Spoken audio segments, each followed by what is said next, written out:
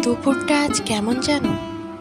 বড্ড চুপচাপ, রোদে ভরা এক গ্রীষ্মের দুপুর, যেখানে সময় যেন একটু থেমে গেছে। হাতে একটা প্রিয় বই, সামনে এক প্লেট ঠান্ডা ফলের টুকরো, আর মনটা সে খুঁজে নিচ্ছে নিজের মতো একান্ত মুহূর্তগুলো।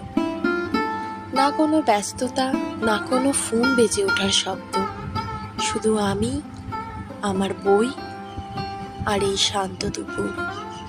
কখনো কখনো এতটুকুই তো লাগে ভালো থাকার জন্য।